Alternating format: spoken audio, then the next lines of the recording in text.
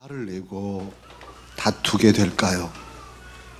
왜 예수님을 믿는 그리스도인인데도 한 지붕 아래 여러 가족이 살게 될까요? 왜 예수님을 구주로 믿는 그리스도인인데도 믿지 않는 세상 사람들에게 손가락질을 받게 될까요? 2014년을 사흘밖에 남기지 않은 이 마지막 주일에 하나님께서는 저와 여러분에게 예사롭지 않는 말씀을 주십니다. 모든 말씀이 다 예사롭지 않지만 오늘 이 시점에 주시는 말씀은 우리가 더욱 소중히 생각하고 더 집중해서 들어야 할 말씀입니다.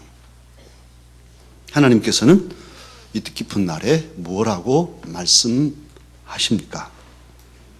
오늘 12절에 보면 바울 사도님은 주님의 뜻을 밝혀서 말씀합니다. 그러므로 너희는 하나님이 택하사 거룩하고 사랑받는 자다. 공동 번역으로 제가 이 12절을 앞부분을 읽겠습니다. 여러분은 하나님께서 뽑아주신 사람들이고 하나님의 성도들이며 하나님의 사랑을 받는 백성들입니다. 이렇게 우리의 정체성을 확실하게 밝혀주셨어요. 저와 여러분은 우연히 이 세상에 태어난 사람들이 아닙니다. 저와 여러분은 목적 없이 그냥 허덕이며 어디로 가는지, 뭐 때문에 사는지도 모른 채 둥둥거리며 괴로워하는 그런 부평초 같은 존재가 아닙니다. 우리는 분명한 목적을 알고 있어요. 특히 우리는 하나님께서, 천지의 창조주이신 하나님께서 지명하여 선택하신, 부르신 택함 받은 백성입니다. 저와 여러분은 이 자리에 하나님이 불러서 택하셔서 부르시기에 나와 있어요. 어떤 방식으로 왔든지 간에 그 이면에는 하나님이 우리를 이미 택하셨고 너는 내 아들이라, 내 딸이라 그렇게 택하여 불러주셨어요. 잘나지 않았어도, 아니 못났어도, 그리고 마음의 슬픔과 불안과 아픔과 여러 가지 염려들이 있지만 그럼에도 불구하고 하나님은 그런 우리들을 택하셨단 말이에요. 약하기에 오히려 택하시고 부족하고 슬프고 아프기에 오히려 더 애잔하게 생각하시고 택하셨을 거예요. 뿐만 아니라 오늘 본문에 거룩하고 그렇게 말씀하시는데 우리 거룩한 사람이 아니에요. 본래 우리는 죄인이에요. 죄 중에 태어났고 죄를 밥 먹듯이 하고 살았어요. 사는 것이 죄였어요. 우리가 살아오면서 밟아 죽인 개미들만도 수만 마리가 될 거예요. 알게 모르게 그냥 죄 속에 젖어 사는 것이죠. 그렇게 살아왔는데 이런 죄인들을 하나님은 사랑하시고 그래도 버리지 않으시고 예수님을 이 땅에 보내셔서 보혈의 은혜로 피 흘리신 그 사랑으로 우리의 죄를 다 씻으시고 너는 내 아들이라 그렇게 우리를 인쳐서 거룩한 하나님의 자녀가 되게 하셨습니다. 이건 놀라운 은혜예요. 그러기에 지난 날은 사는 것이 죄였지만 이제 예수님의 사람이 된 후부터는 사는 것이 은혜로다. 은혜이죠. 올 한 해도 가만히 생각하면 여러 가지 어려움들이, 아픔과 슬픔도 얼마나 많았습니까만 또 이렇게 헤아려 보면 개인적으로 또 가정적으로, 교회적으로 주신 은혜들이 너무 넘칩니다. 감사할 일들이 많아요. 은혜지요. 또 새해에는 새 은혜를 주실 것입니다. 은혜로 살게 하실 것입니다. 하나님의 은혜이죠. 사는 것이 이제는 하나님의 은혜가 되었습니다. 또 오늘 본문에는 하나님의 사랑받는 자라 그렇게 말씀하시죠. 사람의 사랑을 받는 것도 귀하죠. 얼마나 값집니까? 부모님이 나를 사랑하시고 형제가 나를 사랑하면 너무너무 기쁘죠. 남편이 나를 사랑하고 아내가 나를 사랑하는 거 행복하지요. 행복하지요. 주님은 우리가 서로 사랑하기를 원하십니다.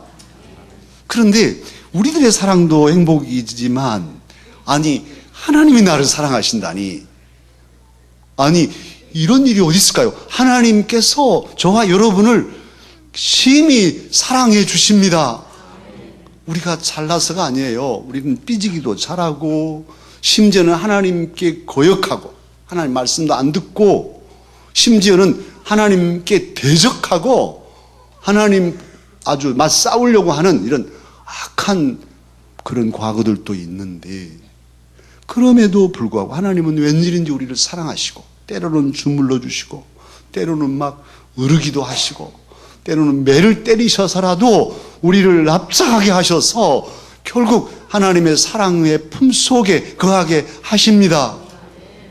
얼마나 감사한지요. 그래서 우리는 하나님의 택함 받은 거룩한 사람, 하나님의 사랑받는 은혜의 사람이 되었습니다. 2014년을 3일밖에 남기지 않았지만 우리들이 지금도 빈손이고, 지금도 아프고, 지금도 슬프고 염려밖에 없다 할지라도 오늘 하나님께서는 우리에게 말씀하십니다. 너희는 기억하라. 너희들은 내 사랑받는 자녀임을 기억하라. 내가 택하고 거룩하게 구별한 나의 백성임을 기억하라. 이 말씀을 우리에게 주셔요. 내가 너를 지명하여 불렀나니 너는 내 것이라. 내 것이라. 너희의 하나님이라. 내가 너를 보배롭고 존귀하게 여기노라. 너를 사랑하는 내 여호와라. 이 대목만 같이 한번 해볼까요? 내가 너를 지명하여 불렀나니 너는 내 것이라. 내 것이라. 너희의 하나님이라. 내가 너를 보배롭고 존귀하게 여기노라. 너를 사랑하는 내 여호와라. 할렐루야.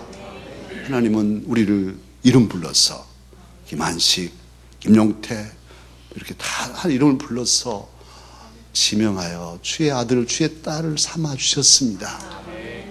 이 사실을 꽉 붙잡고 믿음으로 한 해를 마무리하고 믿음으로 새해를 살아가십시다. 뿐만 아니라 이제 오늘 말씀을 보면 그렇게 은혜 받은 우리들이 해야 할 일을 하나님은 알려주셔요. 하나님의 은혜는 백골난망입니다. 요즘 그래서 저는 주님 백골난망입니다 그렇게 그냥 말씀 아뢰고 있어요. 주님, 하나님 백골난망입니다. 우리가 죽으면 하얀 뼈만 남죠. 그 가루로 빻아가지고 납골당에 넣든지 뿌리든지 하는데, 그렇게 하얀 뼈만 남아도 잊을 수 없는, 죽어도 잊을 수 없는 은혜, 그 은혜가 하나님의 은혜입니다. 백골난망입니다. 하나하나 생각하면 얼마나 귀한지. 우리가 살아서 올 한 해도 여러 가지 어려움이 있지만 오늘 이 마지막 예배 이 자리 여기에 나와서 앉아있는 것, 여기 앉아있는 거 은혜입니다. 백골난망입니다. 잊어서는 안 돼요. 그 은혜를 잊어서는 안 돼요. 죽어서도 잊어서는 안 돼요. 그런데 이렇게 은혜를 받은 우리에게 하나님은 사도를 통해서 말씀하셔요. 그게 여러 가지가 있는데 8절에 보면 이 모든 것을 벗어버리라. 그렇게 8절에는 말씀하죠. 이제는 너희가 이 모든 것을 벗어버리라. 벗어버릴 것이 있다는 거예요. 그리고 그것에 대해서 열거하기를 분함과 노염과 악의와 비방과 부끄러운 말, 거짓말, 또 옛사람, 옛 행위를 벗어버리라. 그렇게 말씀하고 있어요. 평민이 그저 이렇게 농사나 짓고 글 읽던 선비가 과거 시험을 봐서 장원급제하고 그렇게 관직에 오르면 그 원님만 되어도 임금을 아련해야 됩니다. 임금의 지시를 받고 이제 지방의 원님으로 가게 되는데, 그렇게 임금 앞에 나아가려면 평상복을 입고 갈 수가 없어요. 평상복을 벗어야 돼. 벗고 관복을 입고 또는 조복을 입고 예를 갖춰서 임금 앞에 나아갑니다. 아니요, 나는 뭐 일하다가 뭐 이거 입고 가지요. 천만의 만만의 말씀. 그렇게 갈 수는 없어요. 신분이 바뀌었기 때문에 신분에 맞는 의복을 입고 가야죠. 마찬가지예요. 저와 여러분이 세상 사람으로 살다가 이제 하나님의 사람이 되었어요. 신분이 달라졌습니다. 하나님을 배우러 가는 우리들의 모습이 평상복일 수 없어요. 이제는 벗어야 돼요. 지난날 옛 사람은 벗어버려야 돼요. 오늘 10절 첫들머리를 표준 세번역으로 읽으면 새 사람을 입으십시오 이렇게 말하고 있어요. 새 사람을, 이제 옛 사람은 벗어버리고 새 사람을 입어야 한다는 거예요. 그리고 입어야 할 덕목들에 대해서 12절 하반절부터 쭉 나와 있지 않습니까? 첫째는 긍휼, 긍휼을 입으라는 거예요. 긍휼은 다른 사람의 불행을 아주 안타까이 슬퍼하는 공감력, 동정하는 것, 연민의 마음을 갖는 것, 불쌍히 여기는 마음, 이것이 긍휼이에요. 모든 그리스도인은 예수님처럼 긍휼의 마음을 가져야 돼요. 원수라고 할지라도. 근데 자식이 죽어서 울고 밥을 굶고 있는데 그 앞에서 폭식을 한다든지, 이건 사람도 아니죠. 사람도 아니에요. 정말 사람이라면 그러겠어요. 자식이 죽어서 고통하는데 마음에 안 맞지만, 마음에 안 맞을 수도 있죠. 그렇지만 참아주고 기다려주는 게 연민의 마음이잖아요. 얼마나 힘들면 저럴까, 얼마나 아프면 저럴까. 이런 마음도 없다면 그건 뭐 어떻게 그리스도인이라고 할 수 있겠어요? 예수님 믿는 사람이 그런다면 정말 뭐라고 말해야 될까? 그냥 기가 칵 막혀요. 사랑하는 강사가 여러분, 우리 이웃이 아프고 슬플 때 앞에서 막 웃고 떠들고, 장례식장에 가서 막 웃고 떠들고, 정말 무례함, 그건 그리스도인의 모습이 아니에요. 우리 주님께서는 오늘 정말 너희들이 나의 사람이 되었으니 이제는 옛사람 벗어버리고 긍휼로 옷을 새롭게 입으라 말씀하십니다. 새 옷 입으십시다. 그리고 두 번째는 자비입니다. 자비는 친절함입니다. 친절함. 그리스도인 늘 친절해야 돼. 따뜻해야 돼. 이웃에게 친절한 그런 모습의 옷을 입고 살아가는 거예요. 겸손하라, 겸손의 옷을 입으라 또 말씀하시는데, 이 겸손은 비굴한 굴종이 아니죠. 힘 있는 사람 앞에 가서는 납작 엎드려서 빌빌거리고, 힘없는 사람들은 발로 차고 짓밟고, 이따위의 삶을 사는 것이 아니란 말이에요. 우리 그리스도인은 그래서는 안 된단 말이에요. 겸손은 힘이 있건 없건 간에 스스로를 낮춰서 유순하게 사람을 대하는 이 태도죠. 이건 정말 주님의 모습이고 우리가 본받아야 할, 또 우리가 간직할 귀한 새 옷이에요. 그리고 온유, 글자 그대로 푼다면 따뜻하고 부드러움, 이런 인격을 갖추고, 또 오래 참음은 어떤 목적을 이루기 위해서 우리의 가치관은 정말 영원한 것이니까 어떤 그런 하나님의 뜻을 이루기 위해서 초지일관, 변치 않고 확고한 신념을 가지고 끝까지 견뎌내며 참는 것, 이게 오래 참음이에요. 우리 교회 일꾼들, 저도 마찬가지, 우리 강석교회를 향한 그 꿈이 있어요. 어떨 때는 흔들리고 막 포기할 수도 있고 그러는데 다시 마음을 다잡고 그래도 참고 꾸준히 10년, 20년, 30년 가는 것이죠. 우리 50년을 살아왔습니다만 또 60년, 70년, 100년을 쭉 살아가다 보면 답이 나오겠죠. 아직은 답이 안 보여도. 그런 오래 참는 이 것 역시도 우리가 입어야 할 새 옷이라 오늘 주님은 사도를 통해 가르쳐 주십니다. 그런데 이 요소들을 다 뭉뚱그리면 이것이 거칠애가 아님을 알 수 있어요. 옷을 입는다고 그러니까 겉에다 치장하고 다 알고 이것이 아니라 다들 내면적인 요소들이에요. 그러니까 우리 마음 그릇 안에 입는다고 해서 이렇게 걸치는 것의 개념이 아니고 채우는 그런 것들임을 알 수 있어요. 어떤 어리석은 왕이 사냥을 갔는데요. 사냥길이 험하잖아요. 아스팔트 길 달리면서 사냥한 사람 없잖아요. 그래서 힘들어요. 그러다가 넘어져가지고 발을 다쳤어요. 어찌 화가 나든지 임금이 신하를 불러서 명령을 내렸어요. 여봐라, 전국의 길을 소가죽으로 깔아라. 큰일 났어요. 소가 얼마나 죽어야 되겠어요? 그래서 참 아스팔트 같으면 지금 같으면 아스팔트 깔려고 그럴 텐데 소가죽 깔라고 그러니 지혜로운 신하가 임금 앞에 가가지고 상감마마 아랠 말씀이 있습니다. 전국의 길을 소가죽으로 깔 것이 아니고 단 두 조각의 소가죽만 있어도 됩니다. 이걸 가지고 마마의 발을 감싸십시다. 그러면 이 가죽 발 아래 전국의 길이 놓이게 될 것입니다. 뭐 이렇게 이야기했어요. 임금이 들어보니까 맞는 말이고 고개를 끄덕거리고 어서 소가죽 발을 덮어라 해서 임금이 발을 소가죽으로 감쌌답니다. 문제는 임금의 발이었죠. 문제는 전국의 길에 있는 게 아니라 임금의 발에 있고 임금 자신에게 있었어요. 우리도 마찬가지입니다. 우리의 문제는 내게 있어요. 내 마음에 이런 덕목들을 갖추고 채우는 데 있어요. 이 말씀을 잘 보면 뭘 잘 하라는 것이 아니죠. 뭘 잘해라. 큰 일을 해라. 예배당을 크게 짓고 뭐 이렇게 해라. 이런 말이 아니에요. 네 마음에 긍휼과 자비와 겸손과 온유와 오래 참음을 가득 채워라. 사람이 되라. 그런 말이에요. 15절 하반절을 보면 감사하는 자가 되라. 감사하는 사람이 되라. 이런 어떤 됨에 대한 문제예요. 행위가 아니라 됨에 대한 말씀을 오늘 주고 계세요. 우리는 대부분 뭔가 하는 것으로만 가려고 하죠. 근데 그 이전에 되어라. 고상한 그리스도인이 먼저 되어라. 목사 되기 이전에 사람다운 사람이 되어라. 신학교 가면 못에 박혀 듣도록 하거든요.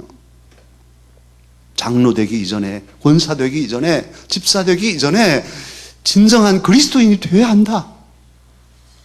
그러려면은 이렇게 새 옷을 입어라. 지금 그 말씀이에요. 어떤 사회에 나가서 큰 영향력을 끼치는 그런 위대한 그리스도인들로 살려면 먼저 뭘 하기 전에 되라는 거예요. 옷을 입어라. 새 옷을. 그리고 이제 덧붙여서 용서와 용납의 말씀을 하시고 용서하라. 서로 용서하라. 그렇게 말씀하시고 그리고는 14절에 이 모든 것 위에 사랑을 더하라. 이 사랑은 바로 이것은 온전하게 매는 띠다. 그렇게 말씀을 하십니다. 옷 입을 때 띠는 필수죠. 혹시 허리띠 안 차고 오신 분 있어요? 그러면 점심 잡술 때 불편하죠. 잡수고 일어나면서는 혹 바지가랑이가 내려갈까 염려되죠. 허리띠를 차야 돼요. 특히 유대인들의 옷이나 로마의 옷은 허리띠를 차야 돼요. 그렇지 않으면 다른 것들이 다 엉클어지니까 여러 가지 덕목들로 옷을 입었는데 띠를 두르지 않으면 이것들이 엉클어지면 오히려 덕되지 못할 수 있단 말이에요. 그러니까 모든 덕 위에 가장 중요한 사랑, 이걸 꽉 동여매줘야 한다는 거예요. 사랑이 귀한 덕목입니다. 그런데 요즘 저와 여러분을 포함해서 사랑에 대해서 별로 그렇게 신경을 쓰지 않는 경향이 있어요. 최근에 미국 인기 있는 사이트인 reddit.com에서 조사를 했는데 대부분 여성들에게 조사를 했어요. 뭐라고 했냐면 당신이 경험한 최고의 아침 인사는 무엇인가? 아침에 남편이 여러 인사를 해주는데 문자로 보내든지 해주는데 최고의 인사 제1번 많은 사람들이 대답한 1번이 뭐였냐면 여보 부엌으로 오세요. 팬케이크 만들어 놨어요. 뭐 우리는 문화가 다르니까 웃지도 안 하시죠. 남편이 그렇게 인사해주면 최고로 기쁘대요. 두 번째는 굿모닝, 내가 어제 늦어서 대신 피자 사왔어. 이 말을 하면 그렇게 좋았다. 아침 인사로 최고였다. 15번째. 여보, 내가 귀여운 비글 강아지를 발견했거든. 당신이 키우고 싶으면 키워요. 이렇게 말해주면 15번째로 기쁘대요. 그런데 16번째가 뭐냐 하면 사랑해요. 16번째가 사랑해요. 세상에. 그러니까 사랑해요라는 인사는 강아지만 또 못하고 피자보다는 훨씬 못하고. 그건 미국 얘기예요. 미국의 젊은 부인들의 기뻐하는 순이에요. 우리 강서가족은 그럴 수는 없죠. 특히 우리가 그리스도인인 한 해는 무엇보다도 사랑이 우선입니다. 사랑이 모든 덕을 감싸고 덕되게 하는 띠입니다. 그러기에 사랑에 힘써야 돼요. 사랑의 띠를 동해야 돼요. 그리고는 오늘 말씀들 15절에는 그리스도의 평강이 너희 마음을 이렇게 주장하게 하라. 주장하게 하라는 말은 다스리게 하라. 지배하게 하라. 그런 의미예요.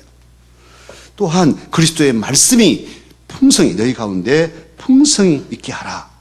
그런 말씀하시고 17절에는 무슨 말을 하든지 무슨 일을 하든지 그리스도의 이름으로 하고, 그래서 예수님의 이름이 드러나도록, 내 이름이 아니고 예수님의 이름이 높여지도록, 그리고 그를 힘입어서 예수 그리스도를 힘입어서 하나님 아버지께 감사하라. 그렇게 마무리 짓니다. 여기서 이 감사하라, 찬양하라 뭐 이 말들이 나왔는데 이건 다 예배의 개념이에요. 우리가 지금 예배를 드리는데 예배를 드리는 중요한 이유는 창조의 은혜와 하나님의 구원의 은혜에 감사해서 우리가 지금 드리고 있는 거예요. 드리는 것이지 받는 것은 우선이 아니에요. 드리고 받는 것인데 우선은 받는 것보다 드리는 것이 더 우선이에요. 찬양대 왜 그렇게 오늘 찬양 내게 은혜가 안 되게 합니까? 은혜 시켜주세요. 목사님 왜 오늘 설교가 그렇게 재미없습니까? 재밌게 좀 해주세요. 이것은 예배자가 아닌 거예요. 그건 구경꾼인 거예요. 예배는 힘들어요. 어려워요. 뭐 별로 은혜도 안 될 수 있어요. 그렇지만 주님이 나를 구원해 주셨으니, 나를 지으시고 나의 죄를 사하사 나를 자녀 삼아 주셨으니 그 은혜 감사해서 하나님 오늘 제가 제 몸과 마음과 시간과 물질을 드립니다. 내 찬양을 받으십시오. 이 드리는 게 있단 말이에요. 그러니까 오늘 그 예수 그리스도를 힘입어서 하나님께 감사하라, 신령한 노래로 찬양하라, 이건 온전한 예배를 하나님께 드리라는 말씀이죠. 예배는 그리스도인의 삶의 기초예요. 예배는 그리스도인의 삶의 기본이고 삶의 터전입니다. 예배가 무너지면 다 무너지게 돼 있어요. 세상에 성공했어요. 예배가 무너진 삶은 와르르 기쁨도 보람도 의미도 없게 된단 말이에요. 그러기에 무엇보다 우선해서 우리는 나의 예배가 승리하도록 예배에 집중하는 것이죠.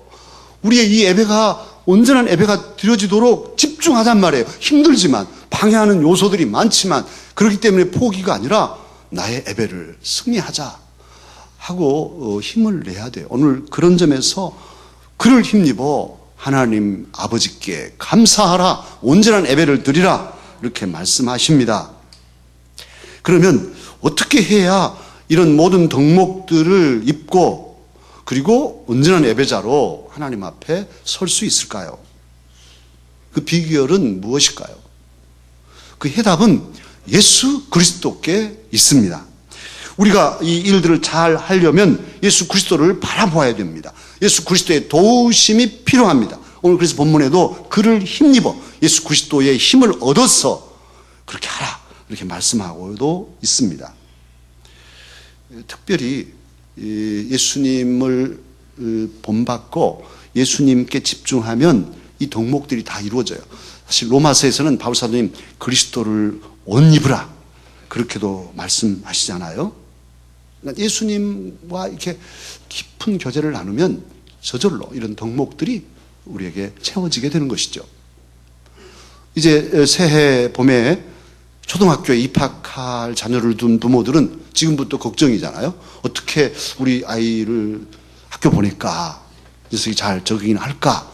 가서 또 공부는 잘 해야 될 텐데 어떻게 도와야 되나? 이런 궁금이 많습니다. 그래서 뭐 미리 공부를 시키고 막 달달달 외우게 하고 뭐 이런 엄마들도 있겠죠. 그런데 전문가들은 말합니다. 제일 중요한 것은 부모와 대화를 해요. 대화를 하면서 이렇게 자연스럽게 스스로 풀어갈 수 있도록 그렇게 밀어주고 격려해 주라는 거예요. 계속 집중해서 지겹게 공부만 강요하면 열심히 하죠, 물론. 하는데 학교 가서는 다 아는 것 선생님이 가르치니까 나 다 아는데요? 그리고 친구들하고 장난치고 놀고 주의력을 분산시키고 그리고 집에 가서는 또 열심히 공부해가지고 다음에 가서는 뭐 다 아는 건데요? 놀고 학교에서는 놀고 집에서는 공부하고 그 공부가 되겠어요? 시간이 가면 이제 바보 되는 거죠. 자식을 망치는 거란 말이에요. 그러니까 전문가들은 말해요. 부모들이 대화, 오늘 뭐 재밌는 일이 있었어? 학교에서 무슨 일이 있었는데 뭐가 어려웠어? 왜 어렸을까?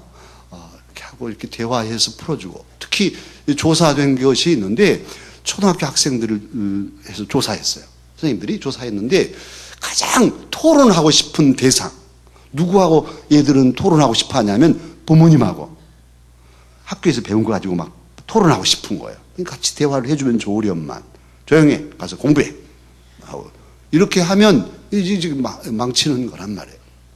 초등학교에 가면은 우리 아이가 그 수업 시간 동안 잘 집중하며 버틸 수 있는 체력은 되는가, 또 집중력은 잘 하는가, 책은 잘 읽을 수 있나, 여러 가지 주변에 도와줄 것들을 점검하고 그리고 대화하면서 자녀들이 자연스럽게 학습 능력을 길러가도록 해야 한다는 것입니다.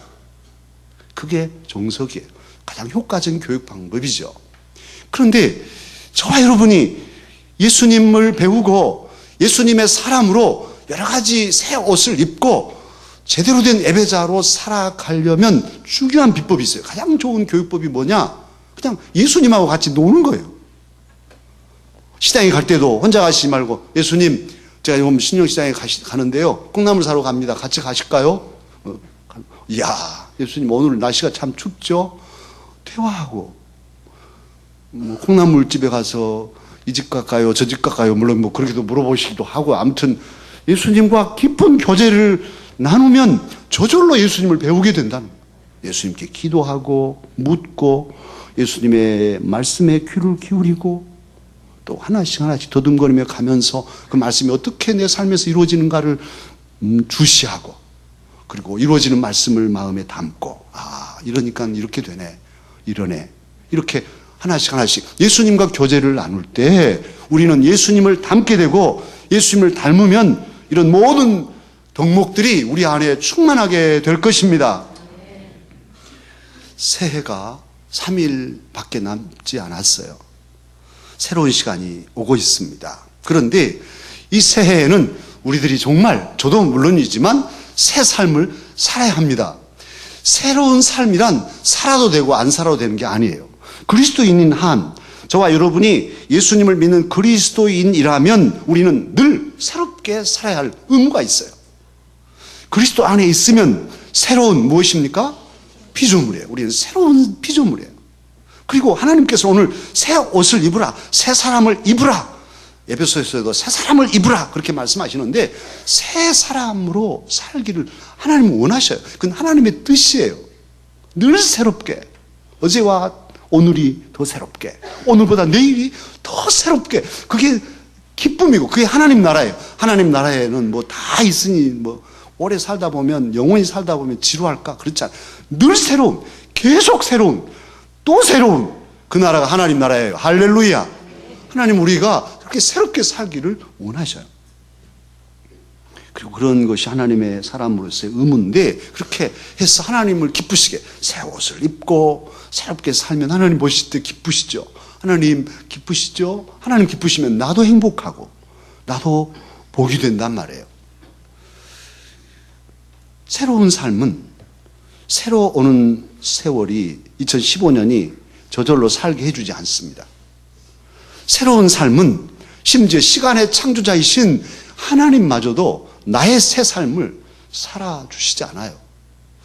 나의 새 삶은 내가 결단하고 사는 거예요. 그렇게 살게 하셨어요. 그러기에 오늘 2014년을 마감하는 마지막 주일, 저와 여러분은 새 삶을 이 시간에 결단해야 돼요. 옛사람을 벗어버리고 아까 마찬가지로 주님과 함께 깊이 교제하며 덕을 채워가기를 결심해야 돼요.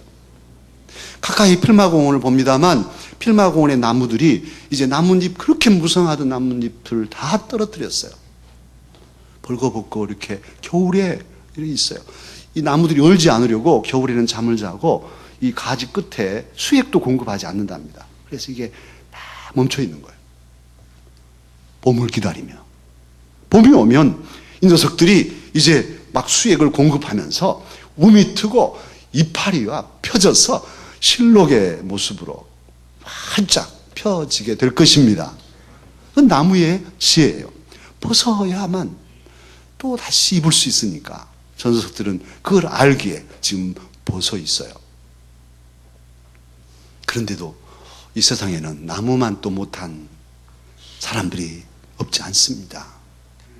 오늘 주님께서는 저와 여러분, 우리 강서 가족들이 나무보다 지혜로운 사람들이 되기를 원하셔서 귀한 말씀을 우리에게 주셔요. 우리 모두 주님의 말씀을 다시 경청하십시다. 표준 세번역으로 제가 발췌해서 읽겠습니다. 주님의 말씀을 깊이 마음으로 들어보십시오. 그러므로 여러분은 하나님의 택하심을 받은 거룩하고 사랑받는 사람답게 동정심과 친절과 겸손과 온유와 오래 참음을 옷 입듯 입으십시오. 주께서 여러분을 용서하신 것과 같이 여러분도 서로 용서하십시오. 이 모든 것 위에 사랑을 더하십시오. 사랑은 온전하게 묶는 띠입니다. 그리스도의 평화가 여러분의 마음을 지배하게 하십시오. 그리스도의 말씀이 여러분 가운데 풍성히 살아있게 하십시오. 모든 것을 주 예수 이름으로 하고 그분에게서 힘을 얻어서 하나님 아버지께 감사를 드리십시오. 기도하겠습니다.